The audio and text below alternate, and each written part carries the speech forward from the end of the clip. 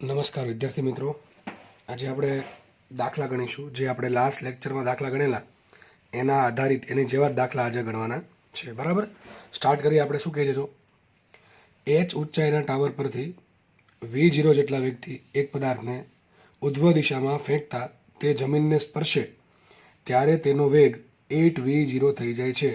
તો ટાવરની ઊંચાઈ કેટલી એ શોધવાની છે. ફરીથી વાંચું રકમ. એચ ઊંચાઈના ટાવર પરથી V0 જેટલા વેગથી એક પદાર્થને ઉધ્વ દિશામાં ફેંકતા તે જમીનને સ્પર્શે ત્યારે તેનો વેગ 8V0 થઈ જાય છે. તો ટાવરની ઊંચાઈ કેટલી હશે? ચલો તો દાખલો ગણીએ આપણે. દાખલામાં રકમ મોટી લાગતી હોય તો મેં તમને કીધું છે, તમારે પહેલાં શું બનાવવાનું, ડાયાગ્રામ અથવા આકૃતિ બનાવી દેવાની. તમને ઘણી બધી ખબર પડી જશે આકૃતિ પરથી. તો મને કે બનાવીએ આપણે. માનો કે એક ટાવર દોરી દઈએ અને આકૃતિ એ પ્રમાણે બનાવવાનો વધારે સમય એમાં જાય નહીં. બરાબર, એચ ઊંચાઈનો એક ટાવર છે. બરાબર, ધારો કે હાઇટ એચ છે. એના પરથી શું કર્યું, V0 જેટલા વેગથી એક પદાર્થને ઉપર ફેંકો. તો માનો કે કોઈ પથ્થર છે, બરાબર, એને આપણે V0 જેટલા વેગથી ઉપર ફેંકીએ છીએ. તો ક્વેશ્ચન એમ છે, તે જ્યારે જમીન પર સ્પર્શે એટલે ધીમે ધીમે આ પ્રમાણે ઉપર જશે. બરાબર, આપણે દાખલો ગણેલો છે આવો, અને ધીમે ધીમે પાછો નીચે પડશે. ધારો કે પાછો અહીંયા પડી ગયો, આ જમીન પર પડે છે. જ્યારે જમીન પર પડશે ત્યારે તેનો વેગ 8V0 થાય છે. કેટલો થાય છે? 8V0. તો આનો વેગ થઈ ગયો 8V0. તો મને દાખલામાં શું આપ્યું? જો પ્રારંભિક વેગ આપ્યો છે, અંતિમ વેગ આપ્યો છે. દાખલામાં મને પ્રારંભિક વેગ આપ્યો છે, અંતિમ વેગ આપ્યો છે. તો વિચારવાનું એવું છે, મારી પાસે પ્રારંભિક વેગ છે, મારી પાસે અંતિમ વેગ છે. તો ક્વેશ્ચન એમ છે, ઊંચાઈ શોધો. ઊંચાઈ એટલે કંઈક સ્થાનાંતર, એટલે કે ડિસ્ટન્સ આરે લેવા દેવા છે, અંતરાર લેવા દેવા છે. તો એવું કોઈ સમીકરણ છે આપણી પાસે કે જેમાં પ્રારંભિક વેગ આવતું હોય, અંતિમ વેગ આવતું હોય અને સ્થાનાંતર આપણને મળે? સૂત્ર કયું છે? V² - V0² બરાબર 2AD. બસ, તો તમને ધીમે ધીમે આ પ્રમાણે તમારી બુદ્ધિ ચાલવી જરૂરી છે. તો લખીએ આપણે V² - V0² બરાબર 2AD પરથી. ચલો, આ પરથી લખ્યું છે એટલે હવે શું કરવું પડશે? આપણે આપણો આ બેઝિક સમીકરણ છે, આ બેઝિક સમીકરણ છે, બરાબર છે, એમાં કોઈ ચેન્જીસ આવશે નહીં. પણ હવે આ સમીકરણમાં આપણે આપણો જે દાખલો છે એના આધારે કિંમત મૂકવી પડશે. પ્રારંભિક વેગ મૂકો, આમાં અંતિમ વેગ મૂકો, A મૂકો, D મૂકો, જે પણ શોધવાનું છે મળશે તમને. બરાબર, તો ચલો વિચારીએ આપણે શું આપ્યું. જો તો પ્રારંભિક વેગ આપ્યો, અંતિમ વેગ આપ્યો, અને તમને ખબર છે આ ટાઈપના દાખલામાં તમારે દિશા ધારવી પડે. કોઈ પણ દિશાને ધન લઈ શકો, કોઈ પણ દિશાને ઋણ લઈ શકો. તો એક કામ કરીએ, આપણે શું કરશું, આપણે આમાં અધો દિશા ધન લઈ લઈએ. નોર્મલી આપણે જે કરીએ છીએ જ. તો સિમ્પલ લખી નાખું છું, અહીંયા નીચે લખી નાખું કે અધો દિશા ધન હશે તો A બરાબર આવશે +G. ચલો, ખબર પડી ગઈ. એનો પ્રારંભિક વેગ કેટલો છે? V0 છે. તો V0 પ્રારંભિક વેગ V0 શું આવશે? પ્લસ આવશે કે માઇનસ આવશે? પ્રારંભિક વેગ જે V0 છે એ ઉપર તરફ છે, ઉપરની દિશા મેં ઋણ ધારી છે. તો કેવો આવશે? ઋણ આવશે. તો પ્રારંભિક વેગ લખીશું -V0. રકમમાં મને V0 જ આપ્યો છે પણ લઈશું એને માઇનસ લઈ. ચલો, અંતિમ વેગ શું છે એનો? અંતિમ વેગ છે 8V0. કેટલો છે? 8V0. હવે ઓબ્વિયસ વાત છે, પથ્થર જ્યારે ઉપર જતો નીચે પડશે તો નીચે પડશે ત્યારે વેગ ક્યાં હશે? જમીન તરફ હશે. નીચે પડતો હોય ત્યારે વેગ જમીન તરફ હશે, અને આપણે એટલે મતલબ કે ક્યાં હશે? અધો દિશામાં હશે. પથ્થર જ્યારે જમીન જોડે અથડાશે ત્યારે એનો વેગ અધો દિશામાં હશે. તો અધો દિશામાં વેગ છે તો ધન લેશું કે ઋણ લેશું? આપણે અધો દિશા ધન ધારી છે એટલે આ વેગને લેશું આપણે ધન. તો અહીંયા આવશે +8V0. કેટલો આવશે? +8V0. તો V0 - V0 પ્રારંભિક વેગ લેશું આપણે માઇનસ, અંતિમ વેગ મૂકશું +8V0 અને A બરાબર મૂકીએ +G. તો મૂકીએ કિંમત. ચલો, તો V², V છે અંતિમ વેગ, કેટલું લેશું આપણે?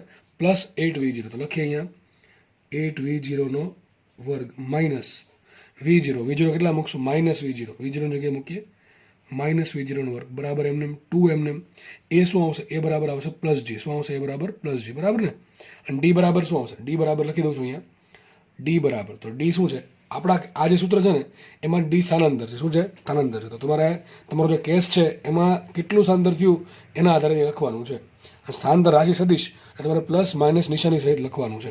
તો સીધી વાત છે, પથ્થર ઉપર જે નીચે આવ્યો તેનું પ્રારંભિક સ્થાન હતું, આ અંતિમ સ્થાન છે. Sorry for the disturbance.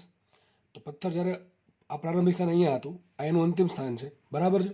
તો પ્રારંભિક સ્થાનેથી લઈને નીચે આવે છે ત્યાં સુધીમાં સ્થાનાંતર કર્યું આટલું. કેટલું? ટાવરની હાઇટ જેટલું. હવે જોવું એ પડે કે આ સ્થાનાંતર ધન છે કે ઋણ. તો મેં તમને કીધું હતું લાસ્ટ લેક્ચરમાં કે સ્થાનાંતરની દિશા કઈ રીતે મેળવવાની? પ્રારંભિકથી અંતિમ તરફ. ક્યાં હોય? પ્રારંભિકથી અંતિમ. તો પ્રારંભિક બિંદુ આ છે, અંતિમ બિંદુ આ છે. તો ક્યાં હશે? નીચે તરફ હશે. તો સ્થાનાંતર થઈ ગયું નીચે તરફ, અને નીચેની દિશા કેવી છે? ધન. તો D બરાબર આવશે +H. શું આવશે? D બરાબર +H. ચલો મૂકી દઈએ. તે મૂકી દો H. વાત થઈ ગઈ પૂરી. ઘણા કહે પ્લસ નથી લખવું. અરે પ્લસ લખો કે ના લખો ફરક ના પડે. બરાબર, માઇનસ લખવું પડે. તો ગણતરી કરીએ આપણે 8 નો વર્ગ 64 v0² માઇનસ આ માઇનસ એમને રહેશે બરાબર, આ માઇનસ રહ્યું એમને. હવે માઇનસનો વર્ગ પ્લસ જ થવાનો છે, તો તમે v0 નો વર્ગ કરો કે માઇનસ v0 નો વર્ગ કરો એ સરખું જ થાય. શું થાય? v0² જ થાય બરાબર કે નહીં? ઘણા એને આટલું ન આવડતું હોય બરાબર. અને હવે માઇનસનો વર્ગ પ્લસ થાય બરાબર, સિમ્પલ વાત છે. ઇઝ ઇક્વલ ટુ આવશે 2gh. તો કિંમત મૂકીએ આપણે 64 માંથી એક વખત v0² બાદ થાય તો કેટલા વધે? 63 v0² is equal two 2gh. શોધવાનું છે h, તો h બરાબર આવશે 63 v0² બાય 2g. આ તમારો જવાબ આવી ગયો. દાખલો એકદમ ઇઝી દાખલો બરાબર.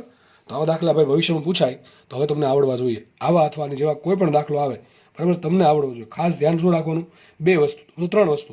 એક દોરો આકૃતિ, સાચી આકૃતિ. બીજું સૂત્ર સિલેક્શન કરો સાચું. અને ત્રીજું આ વસ્તુ મૂકો, બાકી બધા દાખલા આવડી જશે. જેને આ 3 વસ્તુ આવડી ગઈ એને ગતિનો કોઈ પણ દાખલો આવડી જશે. ફરીથી કહું છું, એક સરખી વ્યવસ્થિત એટલે કે સાચી આકૃતિ દોરો. પછી એ આકૃતિ પરથી જે ડેટા આપેલો છે એના આધારે કયું સૂત્ર વાપરવું એ નક્કી કરો.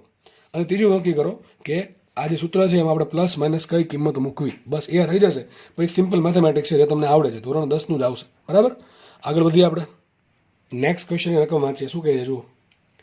કણને કેપિટલ H ઊંચાઈના બહુમાળી મકાન પરથી ઉધ્વ દિશામાં u જેટલા વેગથી ફેંકવામાં આવે છે બરાબર છે. ટાવરની હાઇટ આપી કેપિટલ H અને પદાર્થને ઉપર ફેંકો u જેટલા વેગથી, ઉધ્વ દિશામાં ફેંકો. આગળ આ લીટી ખાસ વાંચજો, સમજજો બરાબર શું કહે છે. પદાર્થને જમીન પર પહોંચવા લાગતો સમય. પદાર્થને, હવે તમે પદાર્થને ઉપર ફેંકો છો એટલે ઓબ્વિયસ છે પદાર્થ જમીન પર આવશે. તો પદાર્થને જમીન પર પહોંચવા લાગતો સમય, જે પણ સમય હોય શું કહે છે, એ સમય કેટલો છે? તો પદાર્થને મહત્તમ ઊંચાઈએ પહોંચવા લાગતા સમય કરતાં n ગણો છે. તો પદાર્થની ગતિનું સમીકરણ તમને 4 ઓપ્શન આપ્યા છે, એ 4 ઓપ્શનમાંથી સાચો ઓપ્શન શોધવાનો છે. ચલો શું કહે છે જુઓ. મેં ડાયાગ્રામ દોરી દીધો તમારી માટે. જુઓ, માનો કે કેપિટલ H ઊંચાઈનું ટાવર છે, તેનું રકમ આટલું આપ્યું છે બરાબર. કેપિટલ H ઊંચાઈનું ટાવર છે, એના પરથી એક પથ્થરને તો પદાર્થને u જેટલા વેગથી આપણે ઉપર ફેંકો. તો મને 2 વસ્તુ રકમમાં આપી, એક તો h આપ્યા અને એક u આપ્યું બરાબર છે. હવે આપણને ખબર છે પદાર્થ ક્યાં જશે? ઉપર જશે. પદાર્થ ઉપર જઈને એક મહત્તમ ઊંચાઈ પ્રાપ્ત કરશે, જ્યાં સુધી એની પાસે વેગ છે તો જ્યાં સુધી એ ઉપર જતા કરશે. આ u છે ધીમે ધીમે 1 સેકન્ડમાં 10 ઘટતો જશે. તો એક સમય એવો આવશે પથ્થર થઈ ગયો સ્થિર, પદાર્થ થઈ ગયો સ્થિર. તો મતલબ કે શું થયું કે પથ્થર છે અથવા પદાર્થ જે છે એ બહુમાળી મકાન પરથી, ટૂંકમાં ટાવરની ટોચ પરથી છેક મહત્તમ ઊંચાઈ પહોંચે ત્યાં સુધીમાં કંઈક સમય લાગશે કે નહીં લાગે? તો ધારો કે સમય લાગ્યો T1. આ ધારેલું છે. ધારો કે સમય લાગ્યો T1. કેટલો સમય લાગ્યો? T1. હવે પછી થશે એવું કે પથ્થર ઉપર નહીં રહે, ક્યાં આવશે? નીચે પડશે. આપણે એવું માની પથ્થર જમીન પર પડતો, ધારો કે પથ્થર પડી ગયો અહીંયા. તો ક્વેશ્ચન એમ કહે છે, તમને આજે બીજી લીટી છે એવું કહે છે કે પદાર્થને તમે અહીંથી ફેંકો પછી ઉપર જઈને પછી પાછો નીચે આવે તો ત્યાં સુધીમાં કુલ જેટલો પણ સમય લાગ્યો, ટૂંકમાં પથ્થરને આપણે એક વખત વેગ આપી દીધો u જેટલો વેગ, પછી ગતિ કરીને જમીન પર પહોંચે ત્યાં સુધીમાં માનો કે સમય લાગે છે t. કેટલો સમય લાગે છે? t. તો આ જે t સમય છે, જમીન પર પહોંચવા લાગતો કુલ સમય t છે, એ કેટલો છે? તો જો લખ્યું છે પદાર્થને જમીન પર પહોંચવા લાગતો કુલ સમય એટલે કે t ની વાત કરે છે, એ કેટલો છે? તો પદાર્થને મહત્તમ ઊંચાઈએ પહોંચવા જે સમય લાગે છે એના કરતાં n ગણો છે. તો જે પદાર્થ છે એને મહત્તમ ઊંચાઈ પહોંચવા કેટલો સમય લાગે છે? તો પદાર્થ અત્યારે અહીંયા છે, મહત્તમ ઊંચાઈ કઈ છે? આ છે. તો અહીંથી લઈને અહીંયા સુધી પહોંચવા કેટલો સમય લાગે છે? ધારો કે T1. કેટલો છે? T1. તો આ T1 કરતાં જે t છે એ n ગણો છે. બસ આવું કીધું છે. આ બીજી લીટી ગુજરાતીમાં લખીને મતલબ એમ થાય કે પદાર્થને જમીન પર પહોંચવા લાગતો સમય, એટલે કે કોની વાત કરે? ટીની વાત કરે, કુલ સમયની વાત કરે. ટી કેટલો છે?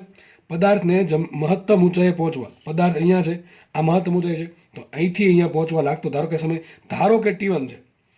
T1 કરતાં કેટલા ગણો? n ગણો. તો સમીકરણ ખબર પડી ગઈ. t બરાબર n/T1. આને આપણે આપીએ સમીકરણ નંબર 1. હવે આપણે શું કરવું પડે વિચારો. મને t બરાબર n/T1 આપ્યું તો મારે છે ને કોઈ રીતે t શોધવું પડે અને કોઈ રીતે T1 શોધવા પડે, અથવા ટીનું સમીકરણ શોધવું પડે અને એમાં t બરાબર શું મૂકી દેવા પડે? n/T1 મૂકી દેવા પડે. કારણ કે મારા જે જવાબ છે એમાં મારે જો કઈ વસ્તુ છે, g છે, એક h છે, એક u છે અને એક n છે બરાબર. ચલો g તો આવી જશે. તો વાત કરીએ h અને u ની અને n ની. તો આ બધા ભેગા કઈથી થશે? આ સમીકરણથી ભેગા થશે. કયા? t બરાબર n/T1. આપણે કામ કરી નાખીએ પહેલાં. હવે કામ કરું જો હું, મારે ટીનું સમીકરણ બનાવવું પડશે અને એક બનાવવું પડશે T1નું. T1નું સમીકરણ પહેલાં બનાવી નાખીએ. જો T1 અહીંથી બનશે ને T1 બરાબર. પથ્થર છે અહીંયા છે, અત્યારે પદાર્થ અત્યારે અહીંયા હાલમાં અહીંયા છે. કેટલો વેગ છે એનો? u જેટલો વેગ છે. ઉપર ધીમે ધીમે જશે, એક સમય એવો આવશે કે વેગ થઈ જશે 0.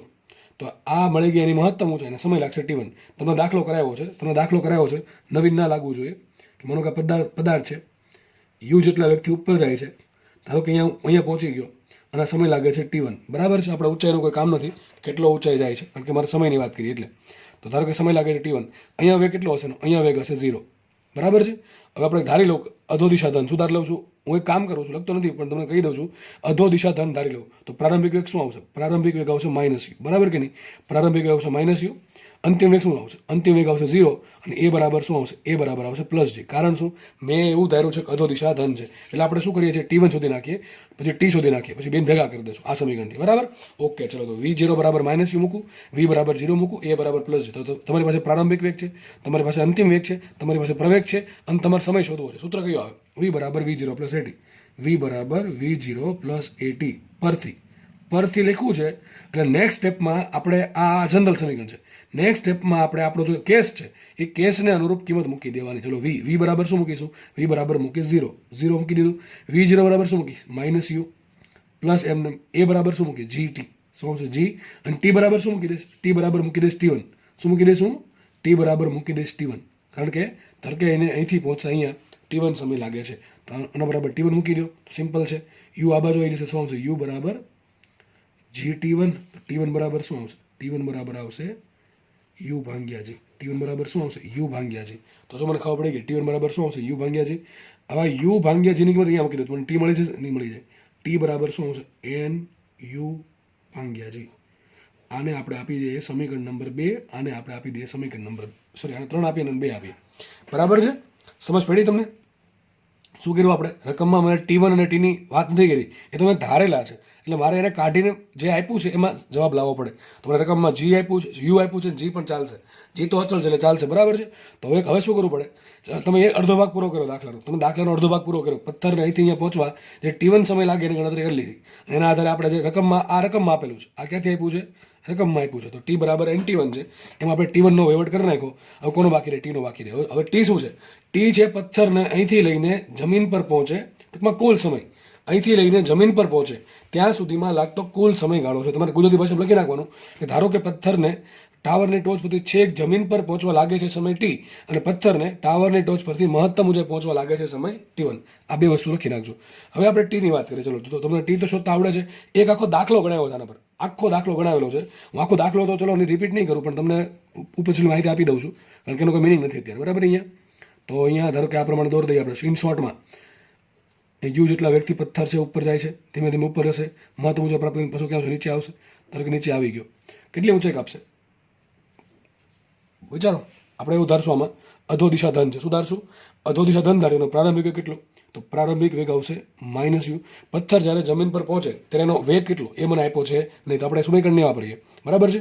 મારે શોધવાનું છે સમય શોધવાનું. ધારો કે t બરાબર શું છે? t બરાબર t છે. સમય આપણે ધારી લઈએ t, બરાબર? એ બરાબર શું આવશે? +g આવશે. તમારી પાસે પ્રારંભિક વેગ છે, તમારી પાસે અંતિમ વેગ નથી, અને તમારી પાસે h છે, બરાબર? હવે હું તમને નહીં કહું કે આ કેસમાં સ્થાનાંતર ધન આવે કે ઋણ આવે, તમારે જાતે વિચારો છો. સ્થાનાંતર શું આવશે આ કેસમાં? સ્થાનાંતર આવશે +h, બરાબર છે? અને મારે સમય શોધવાનો. તમારી પાસે સ્થાનાંતર છે, મારી પાસે પ્રારંભિક વેગ છે, પ્રવેગ છે, અને સમય મળે કે ન મળે. સૂત્ર કયું આવે? સીધી વાત ચાલે. d બરાબર v0t + ½ at². સૂત્ર આપણે મૂકવું પડશે. d બરાબર v0t + ½ at². એમાં d બરાબર શું મૂકી દઉં? ચલો મૂકી દઉં છું h. તો h બરાબર +h આવશે, કારણ કે પદાર્થ નીચે આવે છે અને આપણે નીચે દિશા ધન ધારી એટલે. તો d બરાબર મૂકી દો +h. v0 બરાબર શું આવશે? -u × t, બરાબર ને? Plus ½ gt². શું આવશે અહીંયા? ½ gt². હવે આ સમીકરણ તમને મળી ગયું. હવે આ સમીકરણમાં બધી વસ્તુ આવી ગઈ છે. h આવી ગયો છે, u આવી ગયો છે, g આવી ગયો છે, પણ સબ t નથી આવ્યું. આ t ક્યાંથી મૂકશું? t અને મારો જવાબ જો, જવાબ જે 4 ઓપ્શન આવ્યા એમાં તમને કંઈ t દેખાય છે? નથી દેખાતું. કારણ શું? તમે t તમે જાતે ધાર્યું છે, બરાબર? એટલે દેખાતું નથી. બીજી વાત, મારે નાખવાનું છે એમાં કંઈક n નાખવાનું. જો આ બધામાં g h તો છે, અહીં g ને h તો આવી ગયા. ચલો, g ને h તો આવી ગયા છે, u પણ આવી ગયો છે. g h u બધું આવી ગયું. ઘટે શું? n ઘટે છે. તો આ સમીકરણ જે છે એમાં બધી વસ્તુ છે, બરાબર? એક n નથી. અને આ ટી રાખવાનું છે, ટી નથી રાખવાનું. ઓપ્શન જે આપ્યા છે એમાં મને કંઈ ટી આપ્યો છે નહીં. તો આપણે શું કરવું પડે? ટી કાઢીને એન લાવવું પડે. શું કરવું પડે? ટી કાઢીને એન લાવવું પડે. એ ક્યાંથી આવશે? અહીંથી આવશે. જો ટી બરાબર શું મૂકી દેશે? NU/G. ટી બરાબર શું મૂકી દેવાય? NU/G. તો ટી બરાબર NU/G મૂકી અને સાદુરૂપ આપું તો મને મારો જવાબ મળી જાય. ચલો અલગ પેજમાં દાખલો ગણી દઉં. તો આપણને શું મળ્યું? જો h બરાબર મળ્યું -ut + ½ gt². આ મને મળી દીધું, બરાબર છે? આ ઇક્વેશન બનાવ્યું અને મને આવું કંઈક ઇક્વેશન મળ્યું. અને મને ઓલરેડી ખબર છે રકમ પરથી મેં શું શોધી નાખ્યું પહેલેથી? ટી બરાબર NU/G. તો ટી બરાબર શું છે? એન યુ બાય જી. આ ટી શું છે? પદાર્થને જમીન પર પહોંચવા કુલ લાગતો સમય. અને આમાં પણ જે ટી છે શું છે? પદાર્થને જમીન પર પહોંચવા લાગતો કુલ સમય. બેન આપણે શું કરીએ? સરખાઈ દઈએ. તો આ કિંમત અહીંયા મૂકી દઈએ. ચલો તો કિંમત મૂકીએ તો શું આવશે? માટે એચ બરાબર માઇનસ યુ એમ રહેશે. ટી બરાબર શું આવશે? N u upon g plus m half m g m અને આનો કરીએ વર્ગ. બરાબર ને? ચલો મૂકી દો. શું આવશે અહીંયા? એન યુ બાય જી આખાનો વર્ગ. આવું થશે. હવે તમારે મારી મચોડીને જવાબ આ પ્રમાણે લાવવાનો છે. બરાબર? ઓપ્શન પ્રમાણે આપણે ગણતરી કેટલી કરવી એ કોણ કહેશે? આપણને ઓપ્શન કહેશે. બરાબર? જો તમને આવું ઓપ્શનમાં આપ્યું હોય તો ટીક કરી દો, તો આગળ ગણવાની જરૂર નથી. પણ નથી આપ્યું તો કંઈક આવું કંઈક આપ્યું છે. બરાબર? અને ઓપ્શનમાં એકદમ એન્ડ સુધી સાદુરૂપ આપીને જવાબ આપ્યા હોય છે. એટલે આપણે ટૂંકમાં એન્ડ સુધી તો મોસ્ટલી કરવું જ પડશે. ઓકે, સાદુરૂપ આપ્યું તમને એચ બરાબર. ચલો શું કરું છું? અહીંયા માઇનસ એન યુ સ્ક્વેર આવશે ને, minus n u into u by g થશે કે નહીં થાય આવું? બરાબર છે. પ્લસ અહીંયા શું આવશે? હાફ, એટલે કે જો આ જી એમને રાખો, એન સ્ક્વેર યુ સ્ક્વેર ભાગ્યા ટ્વાઇસ જી સ્ક્વેર. બરાબર કે નહીં? આ જીનો વર્ગ જી સ્ક્વેર. આવું થઈ ગયું. હવે એક વસ્તુ થઈ શકે આમાં, જુઓ. હવે જો દેખાય છે આપણને કંઈ ટુ જી એચ છે, ટુ જી એચ છે, જી એચ છે, જી એચ છે. બરાબર છે. અને બીજી વસ્તુ કે આમાંથી જો બધામાંથી એન યુ કોમન કાઢેલા છે, યુ કોમન કાઢેલા છે. તો એક કામ કરીએ, જો આમાંથી કોમન શું આવે છે? બેમાંથી કોમન આવતું હોય પદ કયું છે? N you by g. કયું પદ છે? આ જો દેખાય છે n you by g, n you by g બંનેમાંથી કોમન આવે. તો અહીંથી આ સ્ટેપ ન લખો ચાલશે. તમે આમાંથી n you by G common કાઢો શું વધે? એચ બરાબર n you by G common લઈ લો, n u upon g common લઈ લો. એ શું આવશે? માઇનસ યુ વધશે કે નહીં વધે? માઇનસ યુ વધશે. પ્લસ અહીંયા શું વધે? તમે આખું N you by G common કાઢ્યું તો વધે શું? અહીંયા વર્ગ છે, વર્ગ છે. તો હજી અહીં એન યુ ભાગ્યા જી વધે છે. શું વધે છે? સમજ પડે કે ન પડે? અરે ભાઈ, આખું સ્ટેપ આ વર્ગ છે, એનો એક N you by G common નીકળ્યું તો હજી એક વધશે. આવું કંઈક પદ વધશે. 1/2 જી એન યુ બાય જી. ખબર ન પડે તો ધોરણ 10 નું પાછી ચોપડી પકડી લો. બરાબર છે? કારણ કે આ તો તમે આટલું તો તમને કોમન કાઢતા તો આવડતું હશે. બરાબર? વર્ગમાંથી કોમન નીકળી જાય તો હજી એન યુ બાય જી વધે. તો જી ઉડી જશે. શું વધે? આ એન યુ બાય જી માંથી જી ઉડી ગયા. એન યુ બાય 2 શું વધે? N you by 2, N you by 2 આવું વધશે. ઓકે, તો આ તમારો જવાબ હજી નથી આવ્યો. હવે કામ કરે, જીને અહીંયા ગુણ દો તો શું આવશે? G h is equal to n u કાઉન્સમાં આ બે અહીંયા ગુણ દો તો શું આવશે? Minus 2u plus n you by 2 થશે કે નહીં આવું? બરાબર છે. હવે જુઓ, હજી કંઈક મને ખબર પડી. જો આમાં આ 2 અહીંયા ગુણ નાખો, 2 ગુણી નાખો અહીંયા, અને જો અહીંયા યુ છે ને અહીંયા યુ છે તો હજી આમાંથી કોમન યુ નીકળે. બરાબર? તો એક સ્ટેપમાં લખું તો આ પ્રમાણે લખાય. આ 2g અહીંયા આવી જશે, 2gh આવી ગયા અહીંયા 12 ઇઝ ઇક્વલ ટુ આ 2g. બરાબર? બે ગુણ દીધા, 2g થઈ ગયા. પછી અહીંયા n છે, અહીંયા યુ છે, અને આમાંથી પણ યુ કોમન આવે છે તો યુ કોમન કાઢો તો આગળ સુધી જશે એન યુ સ્ક્વેર. સુધી જશે એન યુ સ્ક્વેર. અહીંયા શું વધશે? -2 પ્લસ એન. બરાબર ને? અહીં શું વધશે? -2 પ્લસ એન. હવે -2 પ્લસ એન લખો કે n-2 લખો, બધું થાય સરખું. તો લખી નાખું n-2. તો સિમ્પલ તમારું સાદુરૂપ છે. બરાબર છે? કયો આન્સર આવશે? 2gh is equal to n u square કાઉન્સમાં n-2. તો આ દેખાય છે ઓપ્શન બી. ઓપ્શન બી સાચો આન્સર છે. તમારો જવાબ આવશે ઓપ્શન 2. બરાબર છે? 2gh is equal to n u square કાઉન્સમાં n-2. ભાઈ છેલ્લી દાખલામાં ભાઈ. બરાબર છે? દાખલામાં જો ભાઈ ખાસ આ દાખલો જીમાં પૂછાયેલ દાખલો છે, અને જીમાં તમને આવું જ પૂછશે દાખલો કેવો ખબર? ફિઝિક્સ અહીંયા પૂરું થઈ ગયું. હવે જે છે એ મેથેમેટિક્સ છે, અને જીવાળાને મેથ્સ તો આવડવું જ પડશે. બરાબર? અમે મેથ્સ તો સબ્જેક્ટ છે એનો, એટલે આવડશે જ તો કંઈ વાંધો નહીં. આપણે આગળ વધી નવો દાખલો પકડીએ. જો દાખલામાં કંઈ હતું નહીં ભાઈ, જસ્ટ જે ઇક્વેશન મને તો આવડવા જોઈએ એ આવડી ગયા હોય તો દાખલો આરામથી સોલ્વ થઈ શકે. બરાબર? ઓકે, ચલો નેક્સ્ટ ક્વેશ્ચન શું કહેજો? સ્થિર અવસ્થામાંથી એક બલૂન, ધ્યાનથી સમજો, દાખલો આઈએમપી છે ને પૂછાય એવો દાખલો છે. બલૂન એટલે પહેલી વાત છે, પેલા આપણે ખબર ગુબ્બારો ઉપર જતો હોય માણસોને લઈને. બરાબર છે? ઘણી તમે ફનમાં જોયું હશે એવું, અથવા અમુક સી બીચ પર જોયું હશે એવું. બરાબર છે? જેમાં પેલો ગુબ્બારો છે, જેમ કે ઇંગ્લિશમાં બલૂન જ કહેવાય. એ બલૂન છે, એ બલૂન ઉપર લઈ જતું હોય વ્યક્તિઓને. બરાબર છે? ગેસથી હવે જે પ્રેશર ક્રિએટ થાય એના કારણે ઉપર જાય. તો એની જ વાત કરે છે અહીંયા. સ્થિર અવસ્થામાંથી એક બલૂન જમીન પરથી ઉપર તરફ 1.25 મીટર પર સેકન્ડ સ્ક્વેરના અચળ પ્રવેગથી ગતિ કરે છે. શું કહે છે? એક બલૂન છે, જમીન પર ત્યાં સ્થિર ઊભું છે. હવે શું કરે છે? એ ધીમે ધીમે ઉપર તરફ ગતિ ચાલુ કરે છે. કેટલા પ્રવેગથી? આજનો પ્રવેગ આપ્યો છે 1.25 મીટર પર સેકન્ડ સ્ક્વેર. તો આટલા પ્રવેગથી ગતિ ચાલુ કરે છે, અચળ પ્રવેગથી. બરાબર? ટૂંકમાં એનો પ્રવેગ આટલો છે, અચળ જળવાઈ રહે છે. ક્વેશ્ચન એમ છે, 8 સેકન્ડ બાદ તેમાંથી એક પથ્થરને મુક્ત પતન કરવામાં આવે છે. અહીં શબ્દ ભલે લખો મુક્ત પતન, પણ એ બહુ શબ્દ અઘરો છે. હવે તમને પછી સમજાવું છું શું મિનિંગ થાય. 8 સેકન્ડ બાદ તેમાંથી એક પથ્થરને મુક્ત પતન કરવામાં આવે છે તો પથ્થર કેટલા સમય બાદ જમીન પર પહોંચશે. ચલો ડાયાગ્રામ દોરીએ આપણે. હવે ડાયાગ્રામમાં આપણે બહુ કંઈ ખાસ નહીં દોરશું, બરાબર છે. આખું બલૂન દોરવા નહીં બેસીએ. તો સિમ્પલ માની લો કે આ બલૂન છે, બસ આ બલૂન માની લો, બરાબર છે. બાકી એક્ઝેક્ટલી તમને ખબર છે કે આ ટાઈપનું કંઈક હોય, બરાબર. આ ટાઈપનું બલૂન હોય, આપણે દોરવાની કંઈ જરૂર છે નહીં. અહીંયા પેલા ગેસના પ્રેશરથી બધું હવા ભરાશે અને પ્રેશરના કારણે વસ્તુ ઉપર જાય, બસ બીજું કાંઈ છે એની કોન્સેપ્ટ. તો પહેલાં તો સ્થિર અવસ્થા કીધી. આપણે પહેલાં બલૂનની વાત કરીએ તો ધારો કે બલૂન અહીંયા છે, તો બલૂનનો પ્રારંભિક કેટલો 0 આપ્યો છે. બલૂનનો પ્રારંભિક 0 આપ્યો છે, બરાબર છે. એનો પ્રવેગ કેટલો આપ્યો, તો સ્થિર અવસ્થામાંથી એક બલૂન જમીન પરથી ઉપર તરફ 1.25 મીટર સ્ક્વેરનો પ્રવેગ, આનો પ્રવેગ આપ્યો. ચલો પ્રવેગ કેટલો આપ્યો, જો પ્રવેગ જી નહીં લાગે, જીને નહીં લાગે આટલો લાગશે. ઘણા જી તો લાગતો જ હોય ને. અને થાય ભાઈ એવું, એનું જે એન્જિન છે ને, એન્જિન ઉત્પન્ન 1.25 છે ને, તેનું એન્જિન ઉત્પન્ન કરશે 10.125નો પ્રવેગ. કેટલો આનું જે એન્જિન છે, સોરી એન્જિન તો નહીં પણ જે પ્રેશર છે, એ પ્રેશરના કારણે કેટલું ઉત્પન્ન થયું, ઉપર તરફ પ્રવેગ ઉત્પન્ન થયો છે 10.125. જમીન કેટલો લગાડે, જમીન લગાડે છે 10, તો વધે કેટલો ઉપર તરફ, હજી 10.125માંથી 10 બાદ કરતો કેટલું વધે 1.25, બરાબર. ટૂંકમાં એમ કહેવા તમને માંગશો 10 પોઈન્ટ નહીં પણ 11 પોઈન્ટ, બરાબર ને. ભૂલ પડી ગઈ છે, 11.25, સોરી 11.25નો પ્રવેગ ઉત્પન્ન કરશે. કોણ એનું જો પ્રેશર થયું ને ક્રિએટ એ, અને નીચે કેટલો લાગે પ્રવેગ 10નો લાગે, તો વધે કેટલો, હજી ઉપર 1.25નો વધશે. તો આ જીને ગણતરી કર્યા પછી એટલો તમને આપેલો છે, પણ તમારે બધી ચર્ચા કરવી નહીં, બાકી સમય ઘટશે. મતલબ કે એનો નેટ પ્રવેગ, એનો ચોખ્ખો પ્રવેગ ઉપર તરફ આટલો છે. જીનો સામનો કરીને આટલો પ્રવેગ વધે, કેટલો વધે છે 1.25. તો ચલો સીધું લખશું આપણે, એ બરાબર આવશે 1.25 મીટર પર સેકન્ડ સ્ક્વેર, બરાબર છે. હવે બલૂન ક્યાં જાય છે, બલૂન જાય છે ઉપર, બરાબર. બલૂન આપણે ઉપર જાય છે. તો ક્વેશ્ચન એમ છે 8 સેકન્ડ બાદ, ચલો માનો કે 8 સેકન્ડ બાદ બલૂન અહીંયા પહોંચી ગયું, 8 સેકન્ડ બાદ બલૂન અહીંયા પહોંચી જાય છે.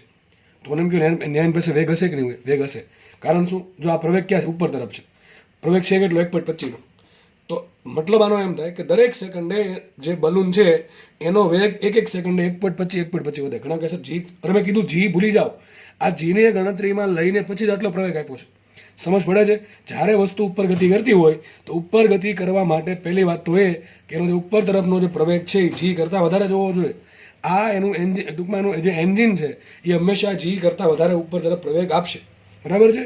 અને પછી બાદબાકી કર્યા પછી આટલો પ્રવેગ આવે છે. એટલે જીની ચર્ચા કોઈ કરશું નહીં અત્યાર સુધી, બરાબર. હવે તો એક કામ કરીએ, V0 0 આપ્યા છે, એ બરાબર આપ્યા 1.25. તો મને શું આપ્યું છે 8 સેકન્ડ બાદ. ધારો કે સમય લીધો આપણે 8 સેકન્ડનો, તો બલૂનને સમય આપ્યો 8 સેકન્ડનો.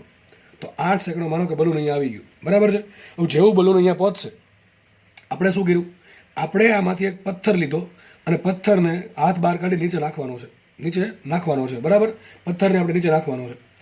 વિચારો, જ્યારે પથ્થર નીચે પડતો હશે, ક્વેશ્ચન શું છે, તો 8 સેકન્ડ બાદ તેમાંથી એક પથ્થરને મુક્ત પતન કરવામાં આવે તો પથ્થર કેટલા સમય બાદ જમીન પર પહોંચશે. ટૂંકમાં પથ્થરને જમીન પર પહોંચવા લાગતો સમય જોઈએ છે મારે.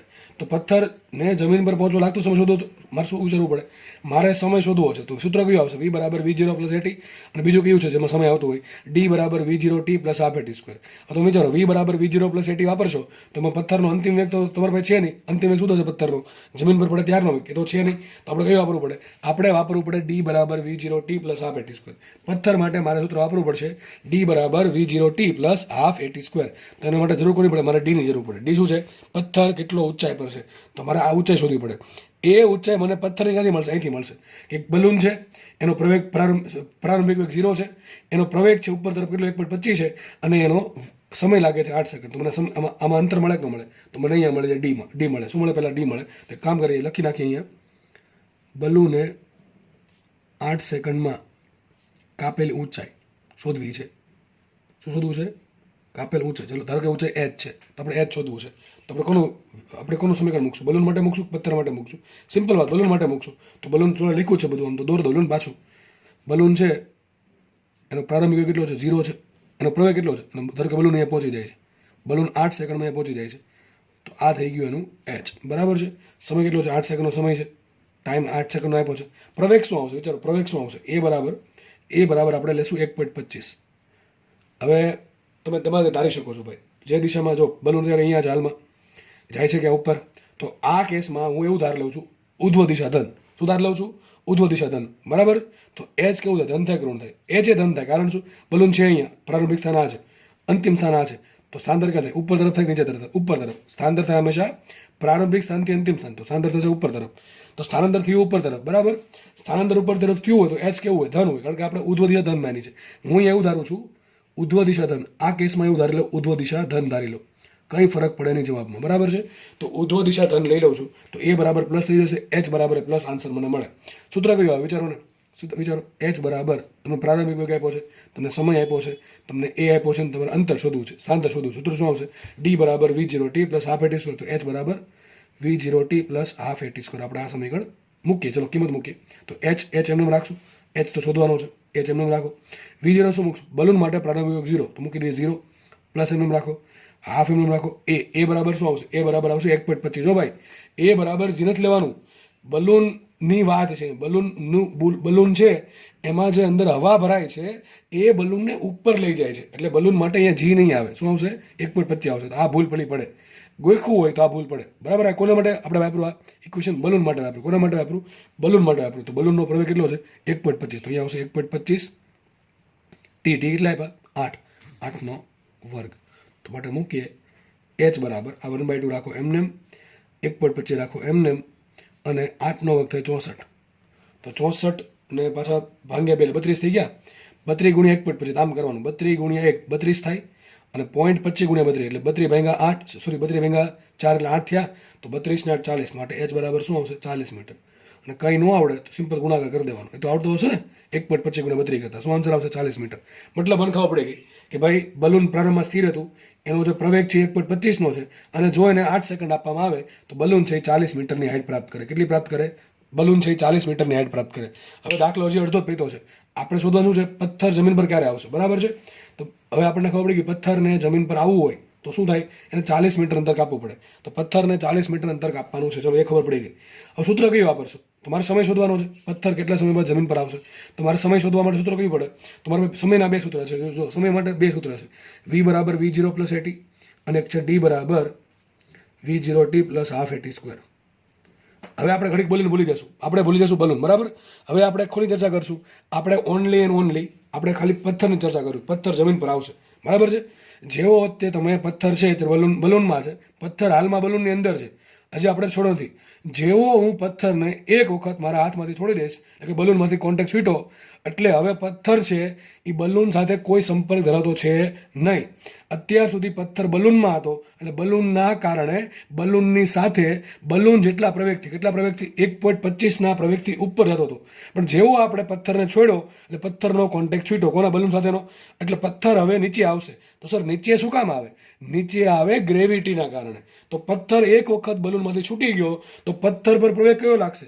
1.25 લાગે કે જી લાગે? જી લાગશે. પથ્થર પર બલૂનમાંથી છૂટા પછી કયો પ્રવેગ લાગશે? 1.25 નહીં લાગે, કયો લાગશે? જી લાગશે. એટલે આપણે લગાડશું 10નો પ્રવેગ, બરાબર છે. તો મને અંતર ખબર, કેટલું અંતર છે? 40 મીટર. તો સૂત્ર આપણે વાપરશું. ચલો સૂત્ર વાપરીશું આપણે ડી બરાબર V0t plus half AT square. ઉપરનું એટલા માટે નહીં આપણે કે પથ્થર જ્યારે જમીન પર પડે ત્યારે અંતિમ વેગ કેટલો એ મને ખબર નથી, એટલા માટે નહીં વાપરી શકીએ. તો આપણે વાપરશું ડી બરાબર V0t plus half AT square. ચલો એમાં વિચાર કરીએ. ચલો એ શું આવશે? હવે પથ્થર જમીન પર આવે છે, બલૂનમાંથી છૂટી ગયો છે, બલૂન સાથે કોઈ કોન્ટેક્ટ નથી, તો બલૂન નીચે આવતો હોય, બલૂનમાંથી નીચે આવતો હોય, સોરી હવામાં નીચે આવતો હોય તો કયો પ્રવેગ લાગે? એ બરાબર જી લાગે. ચલો મને જી મળી ગયું. ડી મને ખબર 40 મીટર. તો સર V0 શું લેશું? ઘણા કેસર લખ્યું છે મુક્ત પતન છે, તો V0 0 મૂકી દેવાય, ન મૂકી શકો. કેમ? વિચારો. હું તમને એક જ વખત સમજાવીશ. તો માનો કે તમારો કોઈ વ્યક્તિ, તમારો કોઈ ફ્રેન્ડ છે, બરાબર છે, એ જમીન પર ઊભો છે, સ્થિર ઊભો છે, અને ધીમે ધીમે બલૂન છે ઉપર જાય છે, જોવે છે તમને, પથ્થરને બલૂનને ત્રણેયને જોવે છે તમારો ફ્રેન્ડ, બરાબર. હવે જ્યારે પથ્થર, માનો કે તમે છો, એ બલૂનમાંથી હાથ બહાર કાઢો છો પેલા પથ્થરને ફેંકવા માટે. વિચારજો, થોડુંક લોજિક વાપરજો અને થોડીક બુદ્ધિ વાપરજો, ભગવાન આપી છે.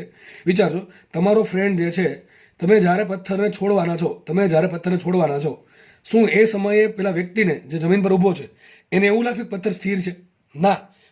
કેમ નહીં લાગે? અરે ટોપા, સીધી વાત છે. પથ્થર ક્યાં છે? જમીન બલૂનમાં છે.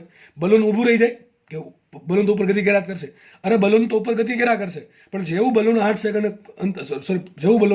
8 સેકન્ડ સમય લઈને ઉપર ગયું, 8મી સેકન્ડ આવી એટલે આપણે પથ્થર નીચે ફેંકી દેવાનો છે. તો 8મી સેકન્ડે આપણે શું કરશું? પથ્થરને નીચે ફેંકશું. પણ જે સમયે પથ્થરને નીચે ફેંકશું એ સમયે પથ્થર હજી બલૂનમાં જ છે, તો એને બલૂનનો વેગ લાગુ પડે. કોનો વેગ લાગુ પડે? બલૂનનો. તો પથ્થરનો પ્રારંભિક વેગ 0 નથી. ભલે લખ્યું છે મુક્ત પતન, પણ પથ્થરનો પ્રારંભિક વેગ 0 નથી. કારણ શું?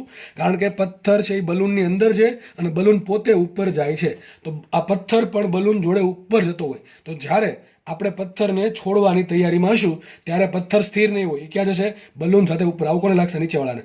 હા, એવું અલગ વસ્તુ છે કે અહીં બલૂન ઊભું રાખી દઈએ પછી ફેંકીએ તો અલગ વસ્તુ છે, બરાબર? કે બલૂન છે એ સ્ટોપ કરી દઈએ. જેવી એને 40 મીટર આપણે બલૂનને સ્ટોપ કરી દઈએ અને પછી શાંતિથી પથ્થરને મૂકીએ તો પછી વેગ 0 હોય. પણ અહીંયા તો આપણે પથ્થરને બલૂનની અંદરથી છોડીએ છીએ એટલે પથ્થરનો પ્રારંભિક વેગ 0 નહીં હોતો. ધારો કે પથ્થરનો કંઈક પ્રારંભિક વેગ છે v0. એટલો છે પથ્થરનો પ્રારંભિક વેગ v0 છે. તો પથ્થરનો પ્રારંભિક વેગ v0 છે, બરાબર છે? તમારે v0 પહેલાં શોધવું પડશે. ચલો પથ્થરનો પ્રારંભિક વેગ શોધીએ. એ ક્યાંથી મળશે?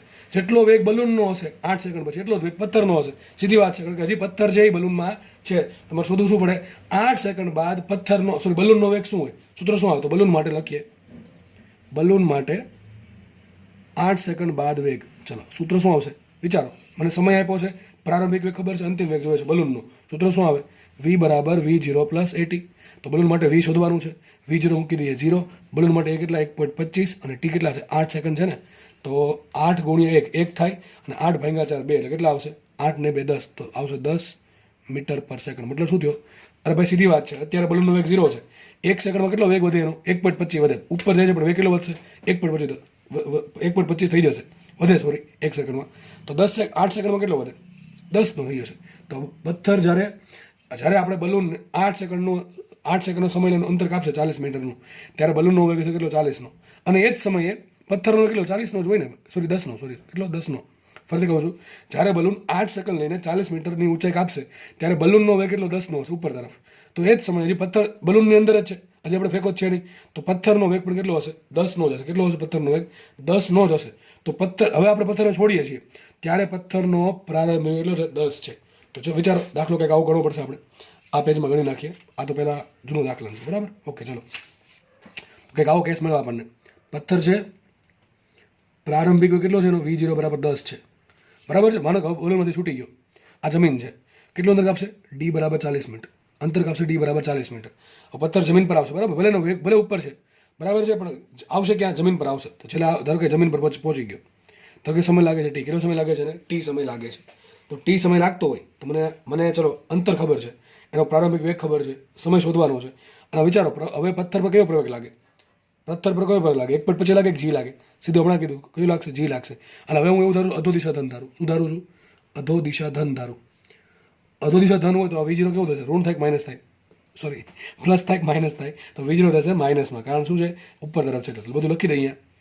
એ બરાબર આવશે પ્લસ g. d બરાબર, વિચારો, d 40 છે ને, તો પથ્થર ઉપર જઈને ભલે નીચે આવે પણ એનું સ્થાનાંતર ક્યાં નીચે થાય?